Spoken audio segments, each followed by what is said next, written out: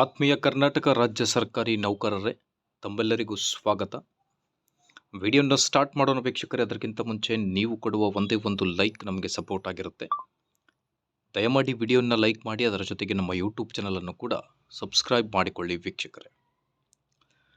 ಕರ್ನಾಟಕ ರಾಜ್ಯ ಸರ್ಕಾರಿ ನೌಕರರಿಗೆ ಮತ್ತು ಕೇಂದ್ರ ಸರ್ಕಾರಿ ನೌಕರರಿಗೆ ವರ್ಷದ ಎರಡನೆಯ ತುಟ್ಟಿ ಭತ್ಯೆ 3% ಏರಿಕೆಯಾಗುತ್ತಾ, ಅದರ ಜೊತೆಗೆ ಹಳೆ ಪಿಂಚಣಿ ಯೋಜನೆ, ಈ ಎರಡು ಇನ್ಫಾರ್ಮೇಷನ್ ಕುರಿತು ಇಂದಿನ ಈ ಒಂದು ವಿಡಿಯೋದಲ್ಲಿ ಲೇಟೆಸ್ಟ್ ಅಪ್ಡೇಟನ್ನು ತಮ್ಮೊಂದಿಗೆ ಶೇರ್ ಮಾಡ್ತಾ ಇದ್ದೀನಿ ವೀಕ್ಷಕರೇ.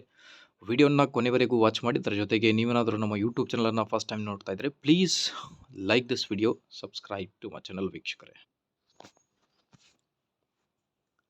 ಆತ್ಮೀಯ ಕರ್ನಾಟಕ ರಾಜ್ಯ ಸರ್ಕಾರಿ ನೌಕರರೇ, ರಾಜ್ಯ ಸರ್ಕಾರಿ ನೌಕರರ ಸಂಘದ ರಾಜ್ಯಾಧ್ಯಕ್ಷರಾದ CS ಷಡಾಕ್ಷರಿ ಸರ್ ಅವರು ಮಾನ್ಯ ಮುಖ್ಯಮಂತ್ರಿಗಳಿಗೆ ಮತ್ತು ಆರ್ಥಿಕ ಇಲಾಖೆಗೆ ರಾಜ್ಯ ಸರ್ಕಾರಿ ನೌಕರರ DA, ಹಳೆ ಪಿಂಚಣಿ ಯೋಜನೆ ಮತ್ತು ಕೇಂದ್ರದ ಮಾದರಿಯಲ್ಲಿ ವೇತನದ ಕುರಿತು ಮನವಿ ಪತ್ರಗಳನ್ನು ಸಲ್ಲಿಕೆ ಮಾಡ್ತಾ ಇದ್ದಾರೆ.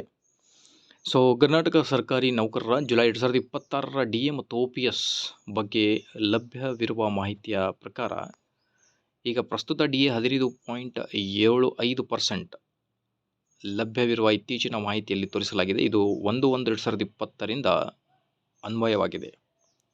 ಹಾಗಾಗಿ ಈಗ ಜುಲೈ 2026ರಿಂದ ಹೊಸ DA ಹೆಚ್ಚಳ ಕುರಿತು ಕರ್ನಾಟಕ ಸರ್ಕಾರ ಅಧಿಕೃತ ಆದೇಶ ಇನ್ನೂ ಕೂಡ ಬಂದಿಲ್ಲ. ಸೊ ಶೇಕಡಾವಾರು ಹೆಚ್ಚಳವನ್ನು ಖಚಿತ ಸುದ್ದಿ ಎಂದು ಹೇಳುವುದು ಸರಿಯಲ್ಲ, ಬಿಕಾಸ್ ಸರ್ಕಾರಿ ಆದೇಶ ಇನ್ನೂ ಕೂಡ ಬಂದಿಲ್ಲ.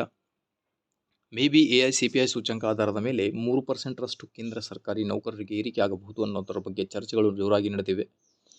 OPS ವಿಚಾರದಲ್ಲಿ ಕರ್ನಾಟಕ ವಿಧಾನ ಪರಿಷತ್ನಲ್ಲಿ NPSನಿಂದ OPSಗೆ ಬದಲಾವಣೆ ಕುರಿತು ಪ್ರಶ್ನೆ ಚರ್ಚೆ ನಡೆಯುತ್ತಿರುವ ಅಧಿಕೃತ ದಾಖಲೆಗಳಲ್ಲಿ ಕಾಣುತ್ತದೆ. ಸೊ ಹಾಗಾಗಿ ಆದಷ್ಟು ಬೇಗ ರಾಜ್ಯ ಸರ್ಕಾರಿ ನೌಕರರಿಗೆ ಕೇಂದ್ರದ ಮಾದರಿಯಲ್ಲಿ ವೇತನ ಜಾರಿಯಾಗಲಿ, ಹಳೆ ಪಿಂಚಣಿ ಯೋಜನೆ ಕೂಡ ಜಾರಿಯಾಗಲಿ.